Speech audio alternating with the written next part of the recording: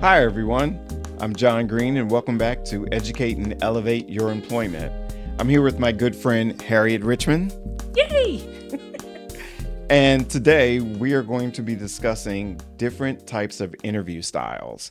So I'll be focusing on the private sector, and Harriet will give you pointers for those who are interested in public service with the federal government.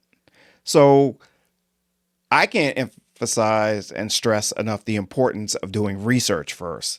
Even before when you get that confirmation of your interview, you've got to research what that company does from the private sector anyway, what they do, why they're important, who their competitors are, what are their products? Do you even know what they do or why they're looking to hire you?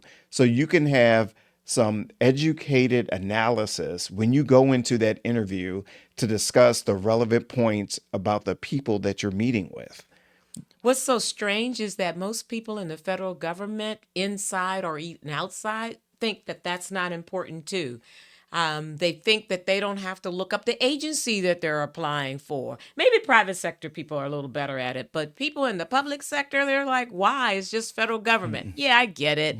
It's one government, one employer. But I'm going to tell you this. Most hiring managers want to know you've done your research. They want to know that you're interested. They want to gauge your motivation around getting a job and their office or division or unit or entire agency. They want to know. So don't think that's just a private sector thing. Please do your research even on your federal agency. Yeah.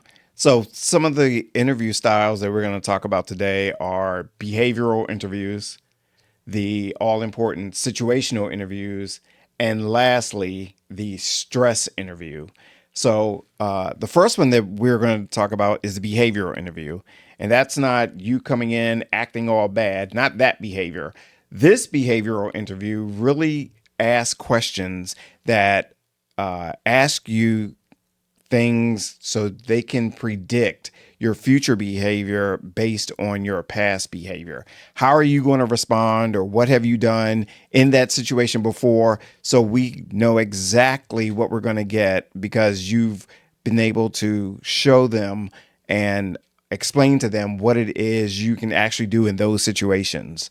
So does that work for the public sector as well? Definitely, it works for the public sector too. We are more skilled in providing behavior type interviews than we are in some of the other ones that you're going to cover in this episode. But definitely being prepared for those type of interviews will probably give you an advantage over most preparations. What I'd like to remind people, though, when you do the behavior, give specific examples. Those are some do's. You have another do? Yes. So think about what it is you've done, because the questions that they're going to ask you are, tell me about a time when, give me an example of. So when you are doing your prep for your interview, go through your resume and ask yourself, or look at the job description and look at the skills they're looking for, because those are the questions that they're going to ask you about. So if analysis is one of the key skills that they're looking for, the question might be, tell me about a time when you took data and analyzed it perfectly with no mistakes.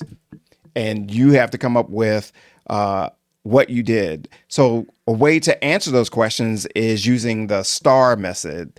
Always remember you're the star in this interview. So S is the situation. Correct. T is the task. A is what action did you take? And R is what result came out of that. So whenever you get one of those questions, just remember, I have to be the star answering this question. Right. It's similar to our last episode when we covered resumes. You had a car, a challenge, action, and a result. But this time, you're a star. Yes. And you want to be a star. And you do that by making sure while you're explaining to your hiring manager what you've done, that it's specifically something that you did. You are the star. Avoid using words like we or together or a team of us. Or they. Or they. Or they. Yes, please use the word I. Again, in my last episode, what did I remind you of? Brag, but don't embellish. This is your bragging time. Talk about it in terms of what you have done. Again, you want to stay the star of your interview. Yeah. So as we're here giving you some tips, just to let you know, when I'm taking notes and people are talking about their experience, as soon as I hear we or they, I immediately rewind and do a deeper dive because people talk naturally about things. So when they automatically say we or they, that means that they were not part of the process or they were one person in it and they didn't actually do it. So just keep in mind that, if you were just part of a team or you weren't the person that actually did it, when you're speaking, change we, they to I. So the second one that we're going to talk about is a situational. Yes. That's a combination of the behavioral one along with the situational. Correct. So in that regard, how do you all use that in the federal government? Again, we tend to lean more onto behavior, but situationals are really good for those jobs that have more of a customer service related element to it. A lot of your mission support jobs, like in HR, like in finance, like in security, anything that has an interface with other people, particularly maybe in the outside of the agency, then situational becomes critical where service to the private sector is an important element of the mission of the organization. So if you're in an agency that services, let's say IRS, it's a service to the public, or Social Security, it's a service to the public. If you're inside kind of those agencies, we're going to be looking at how do you respond from a customer service standpoint in a situation. So we kind of use it for those.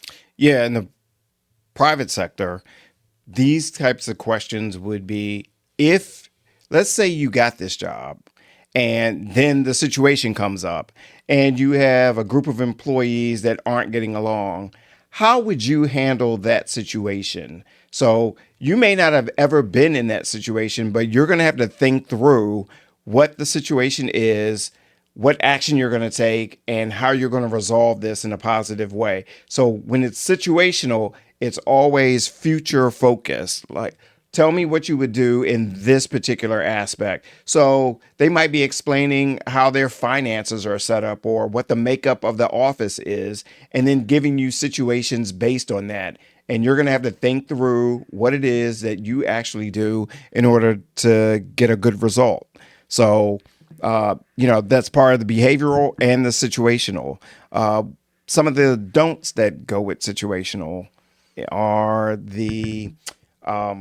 you know, you're not using relevant answers. You're not giving them what they want. You're not focused.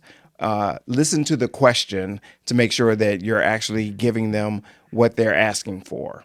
And of course, if it's not clear, feel free to ask them to repeat it and give them the answer that they're seeking.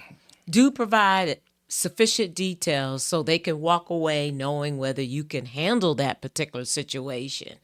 But I always tell people too, when people use those if this happens, sometimes it's not a if. Sometimes it really did happen, right? And I always look at an interview as it's a two-way dialogue. The person is interviewing me to see if I'm a good fit, while I'm interviewing them to determine if I'm a good fit for you. And sometimes those if situational type interviews will give you some clues on what goes on or what's the dynamics in their office. So if you get one of those questions like, what would happen to you? How would you react if a customer threw something at you? Ding, ding, ding, ding, ding. I don't want anybody throwing something at me. So we can stop this interview right now. I don't think this is a job for me. But so pay attention to those type of things too. I mean, I know you really may need this job or maybe want it. And sometimes you have to make those decisions. Mm-hmm. But if you're not in a dire situation and you don't think that you're going to fit in that organization, you're not going to be a good fit, make that decision then to bow out. I know I have. I've had an interview before where the person says the culture is that they always work way late at night. I had a young family at the time, and I just, in the middle of the interview, and just said, you know what? This may not work for me because I need to be home in order to take care of my young sons at that time.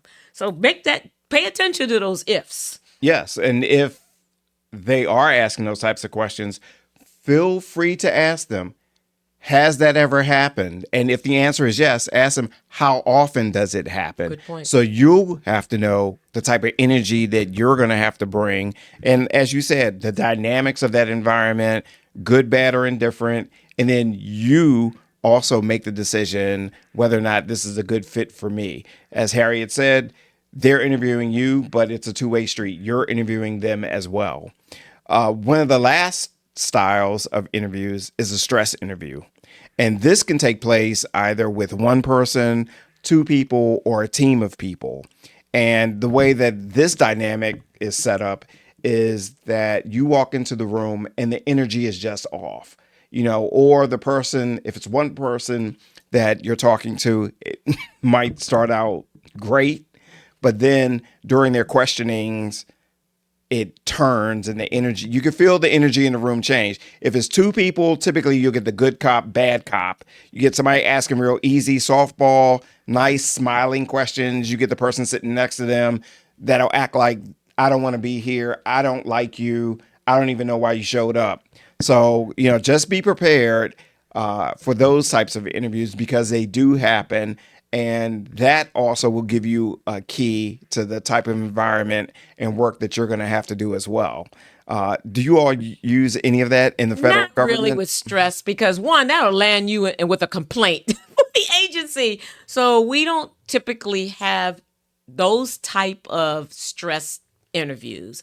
What could be stressful is panels, and I don't even know if most government employees or hiring managers think about the stress of the person when you have to interview 4 or 5 people. In our minds, we're trying to create a diversity of thought, maybe making sure that the right players are at the table to ensure, again, that good fit. So we don't use it particularly for that, but I can't imagine that being in a room with 10 people, and I've had people do that before, can be stressful, right? So it may not be intentional, but it could be stressful. What are some of the do's if you're in that situation, John? Well, absolutely. One of the do's, by all means, stay calm. Stay calm. Take control back. Don't let the energy get back. The other thing is don't match the energy that you're if it's negative energy, do not match the energy that they're giving. That's not going to work for you. Even if you feel like, who are they to talk to me? Just be above the fray. So don't match the negative energy. And then lastly is one of the things is remember to just pivot to take control. So even though they may have gotten you off course and taking you down a rabbit hole, use transition words to go, well, I'd like to bring your attention back to my skill in, or, my success as a fill in the blank where I was able to such and such, which is relevant to this position as I read in the job description. So you take control back in that situation, get your power back, stay calm, don't match negative energy, and also give them, you take control back, pivot back to show what you can bring to this position. And I think it goes back to, again, is this a good fit? If they may be doing that as a ploy to determine whether you would be a good fit in that organization. And you may spend some time talking about it like, wow, I was really surprised about that question. Again, taking the control back. Is that something that occurs on a regular basis? So, and they may at that point realize, wow, you're smart, right? And change their demeanor and really give you some insight on what are their concerns for anybody who works in their organization. So I definitely like that take control piece. Do that. That's Yeah. definitely. Don't get upset. Don't let it rattle you. It may be a good sign to know whether this is, again, an organization you want to become an employee. Yes. So also during these interviews, so we've talked about behavioral, we've talked about situational, we've talked about stress.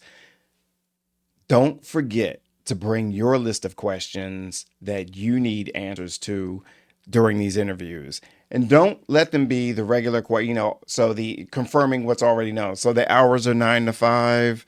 I heard there's a gym on. Those are irrelevant. You need to get the job first. What you want to know is what tasks do I have to complete in the first 30, 60, 90 days? Ask them, what does success look like in this role? Given the way that I operate in the past, meeting all of my goals, how can I expect to be rewarded? What's your management style?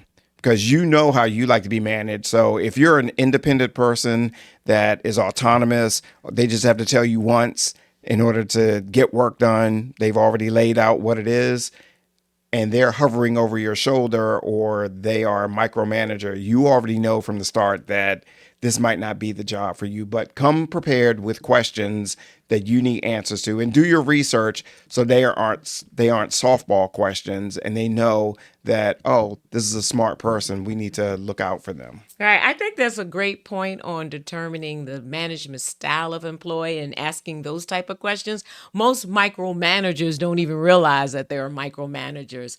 So some of the questions you could ask was, how regularly do you meet with your employees? And if they say every day, ding, ding, ding, ding, ding, that may be a micromanager, right? So have some ideas of matching behaviors with the questions, just to be able to see from them, depending on how they answer, what type of environment you're walking into. So I like that idea of having those type of questions and having them ready. I really like, John, and I don't think we do this very well in the public sector, about bonuses, performance awards, regular awards. Do they have an award system, and how regularly do they issue it? I think that's great information. That could decide on whether you go to one agency, because I've been to at least 8. Yes. And I've been to agencies that were awards and the money was flowing abundantly. And then I've been with some agencies where they barely wanted to give you a stapler and a tape dispenser. And they didn't have a lot of money. It was a poor agency. So you just have to keep that in mind. So I think that's a great question. I don't think I've ever recommended for people in the public sector or federal government to inquire about the agency's award system. Yeah. I think that's a great question. Yeah. I'm learning. Yeah. You're going to, Yeah. it's a little too late, but I need to be educated on that. So this is great. Yeah. So we want you to remember, for your interviews, first, do your research, whether it's the public sector or the private sector.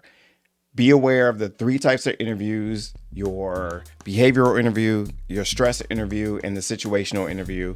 And lastly, do research on the questions that you need answers to. And with that, you should be pretty good. So Yes. we'll see you next time on Educate and Elevate Your Employment.